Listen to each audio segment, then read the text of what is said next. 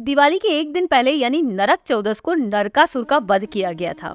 हालांकि नरकासुर का वध भगवान कृष्ण ने किया था, उनकी पत्नी सत्यभामा ने किया था या फिर स्वयं काली और कामाख्या देवी ने किया था, इस पर अलग अलग कथाएं मिलती हैं। आज आपको दोनों के बारे में बताऊंगी। श्रीमद् भागवत पुराण के अनुसार नरकासुर का निवास स्थान प्राग्ञ ज्योतिषपुर बताया गया है, जो कि आसाम में है। इसके नाम कामरूप और मायालोक भी है। गुवाहाटी में नरकासुर के नाम पर एक पर्वत और एक रास्ता है। आसाम की एक लोक कथा के अनुसार नरकासुर पथ खुद नरकासुर ने कामाख्या देवी के लिए बनाया था।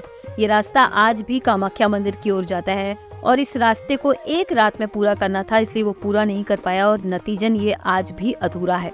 नरकासुर ने ब्रह्मा की उपासना की थी और उनसे वरदान मांगा था कि भूमि पुत्र हूँ मैं और यदि मेरी मृत्यु हो तो मेरी माता के हाथों ही हो। वरदान मिलने के बाद नरकासुर ने सभी राजाओं को परास्त कर लिया। इंद्र के स्वर्ग पे भी आक्रमण करके उसे अपने कब्जे में ले लिया। एक दिन नरकासुर ने ऋषि कश्यप की पत्नी अदिति के कानों के बाले चुरा लिए। तब अदिति रोते बिलखते हुए पहुंच गई सत्यभामा के पास, जो कि कृष्ण जी की पटरानी थी। अदिति ने नरकासुर के सारे अत्याचारों के बारे में सत्यभामा को बताया।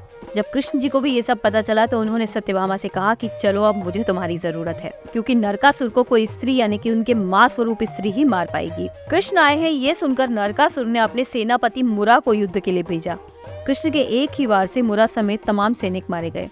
क्रोधित नरकासुर महल से निकला और उसने अपने त्रिशूल से कृष्ण पर प्रहार किया, जो उनके सीने पर लगा। कृष्ण अचेतावस्था में युद्ध के मैदान में गिर गए। कृष्ण की हालत देख विचलित सत्यभामा ने नरकासुर पर बाण से प्रहार किया और नरकासुर मारा गया।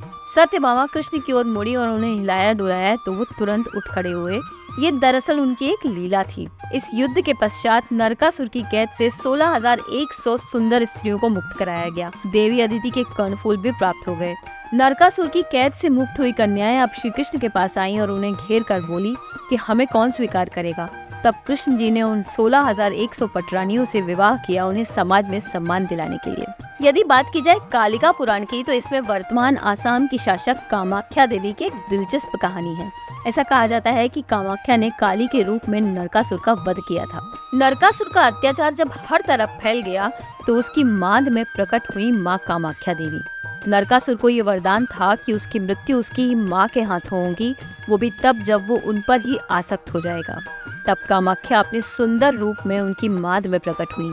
नरकासुर ने जैसे ही उन्हें देखा मोहित हो गया। कहने लगा, पहले तो मैं 16,100 पत्नियों से पुत्र प्राप्ति का वरदान मांगना चाहता था, परंतु अब मुझे वो कुछ भी नहीं चाहिए। अब मुझे केवल आपको पाना है, मैं तुम्हें पाना चाहता हूँ कामाख्या। तब कामाख्या देवी ने कहा कि तुम मुझे अवश्य हासिल कर पाओगे, विवाह करूंगी मैं तुमसे, परंतु एक शर्त है। नरकासुर ने कहा, कौन सी शर्त? तब कामाख्या ने कहा कि मैं एक गड्ढा बना रही हूँ। कामाख्या ने वहाँ एक गड्ढा बनाया और फिर नरकासुर से कहा कि मुर्गे की बांग देने से पहले तुम इस पर एक पुल बना लो। नरकासुर ने पुल बनाना शुरू कर दिया, परंतु कामाख्या ने अपने छल के द्वारा पहले ही मुर्गे से बांग दिलवा दी। जब नरकासुर को ये पता चला तो वो गुस्से में पागल हो गया। कहते हैं तब कामाख्या ने वहाँ मौजूद सभी 16,100 महिलाओं को सशक्त बनाया और वे नरकासुर के राक्षस सहयोगियों से लड़ती रहीं। इस बीच नरकासुर को कामाख्या देवी ने जमीन पर गिरा दिया। तब कामाख्या ने भगवान शिव के द्वारा दिए गए 5 वरदान उसे याद दिलाए। आखिरी वरदान था कि वो तभी मरेगा जब वो स्वयं अपनी मृत्यु को बुलाएगा। साथ ही उसकी मृत्यु उसकी माँ द्वारा होगी, वो भी तब जबकि वो अपनी माँ पर आसक्त हो जाएगा। तब कामाख्या ने कहा कि आसक्त तो तुम मुझ पर हो गए हो नरकासुर, परंतु मैं तुम्हें बता दूं कि मैं कोई और नहीं, स्वयं माँ काली हूँ।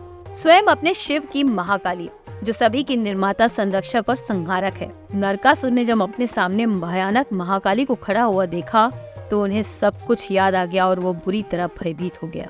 तब कामाख्या यानी महाकाली ने उनसे कहा कि अब तुम अपनी मृत्यु की याचना करो, मांगो मुझसे अपनी मृत्यु, क्योंकि यही है तुम्हारा अंत। तब राक्षस ने कामाख्या से ऐसी मृत्यु की याचना की जिससे उसे एक भक्त के रूप में याद किया जाए, न कि एक राक्षस के रूप में। तब कामाख्या देवी ने उन्हें वैसा ही अनुदान दिया।